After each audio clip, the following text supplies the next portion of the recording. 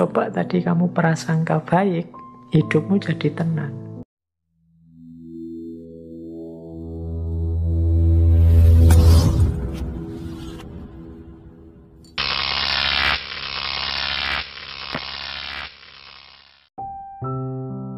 Prinsip-prinsip dasarnya law of attraction itu di catatan saya secara umum ada 4. Yang pertama, apa yang engkau pikirkan, itulah yang engkau dapatkan. Yang kedua, pikiranmu menentukan bagaimana hidupmu. Yang ketiga, pikiran yang positif akan mendatangkan kehidupan yang positif. Dan yang keempat, pikiran yang negatif akan mendatangkan kehidupan yang juga negatif. Berarti law of attraction ini pertama-tama menyarankan kita untuk memperhatikan apa yang ada di pikiran kita. Isinya apa saja? Apakah isinya hal-hal yang positif ataukah isinya hal-hal yang negatif?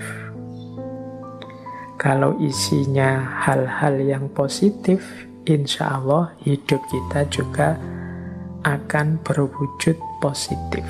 Kalau isinya hal-hal yang negatif, ya wajahnya hidup kita adalah hidup yang negatif.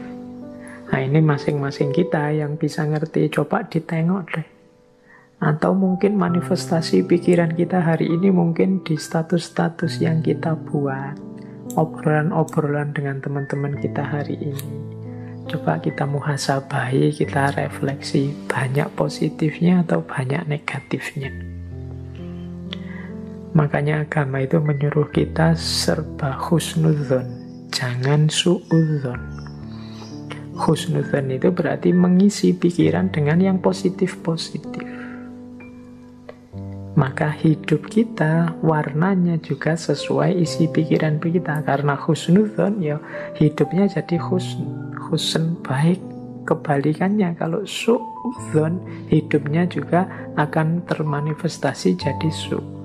Pikirannya jelek, terus pikirannya negatif, terus curiga, terus ya sudah, hidupmu adalah hidup yang warnanya penuh kecurigaan. Hidup penuh kecurigaan itu kan hidup yang gelisah.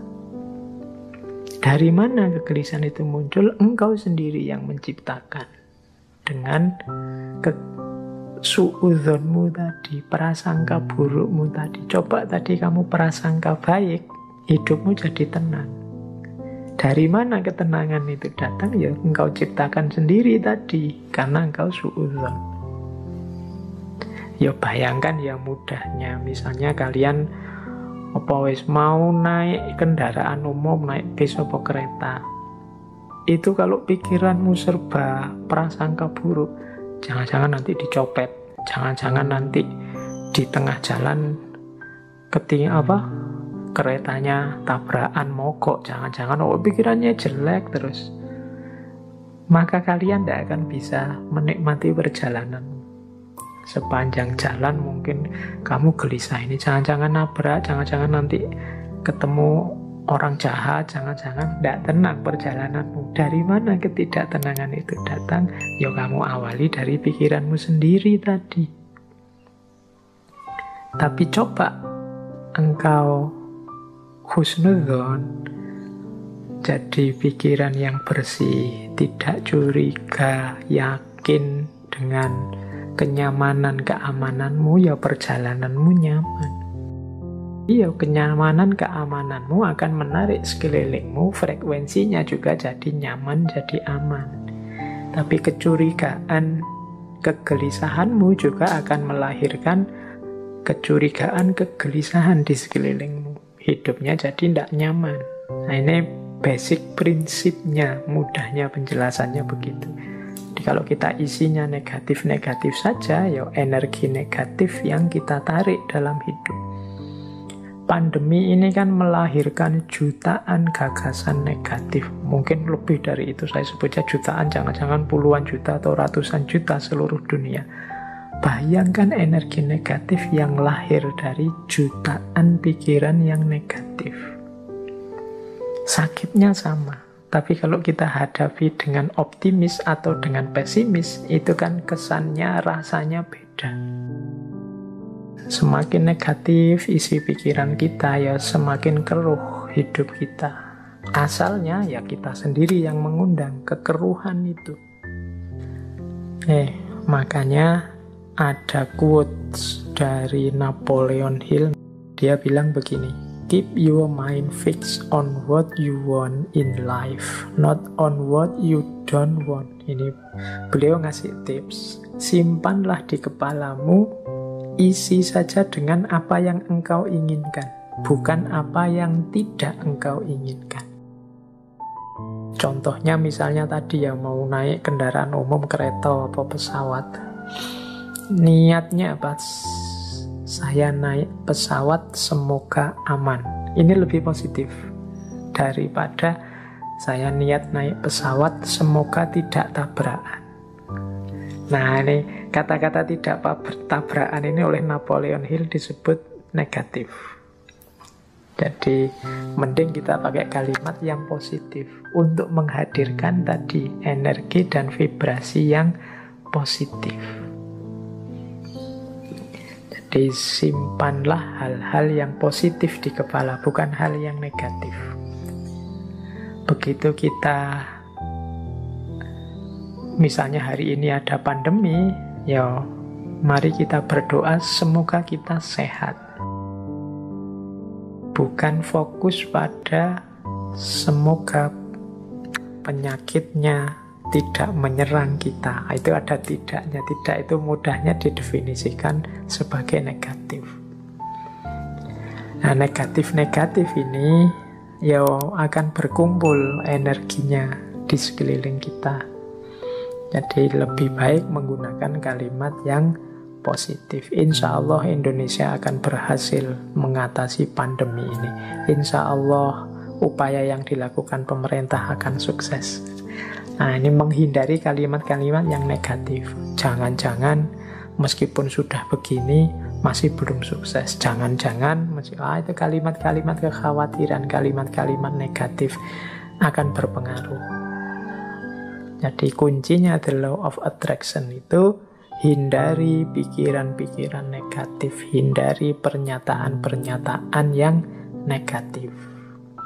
Karena itu akan menjadi kunci hadirnya energi-energi yang negatif di sekeliling kita.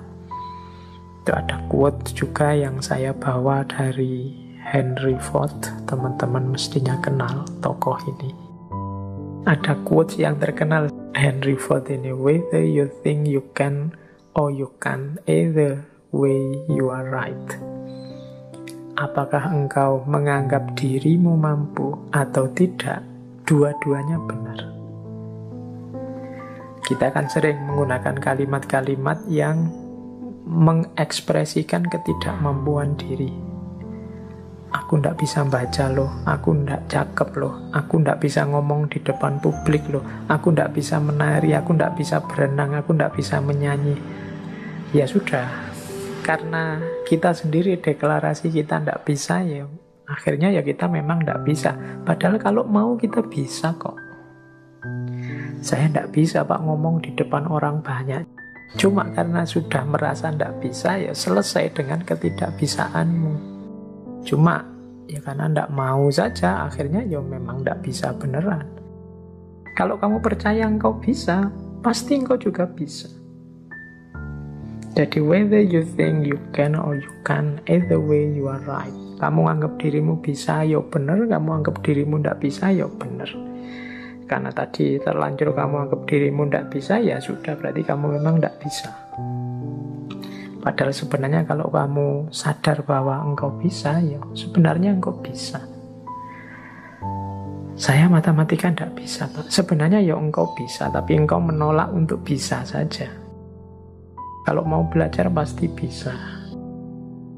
Oke, jadi ini contoh bagaimana pikiranmu menentukan hidupmu. Karena tadi kamu sudah merasa ndak bisa, ya wes, memang akhirnya engkau ndak bisa beneran dalam kenyataannya. Karena engkau merasa ndak mampu filsafat, ndak mampu matematika, ya sudah, berarti titik di situ memang kalian ndak bisa dan ndak mampu. Padahal kalau kalian mau, ya tetap mampu. Ini Henry Ford. Makanya menurut saya gunakan kalimat-kalimat yang lebih positif. Oke, jadi itu prinsip the law of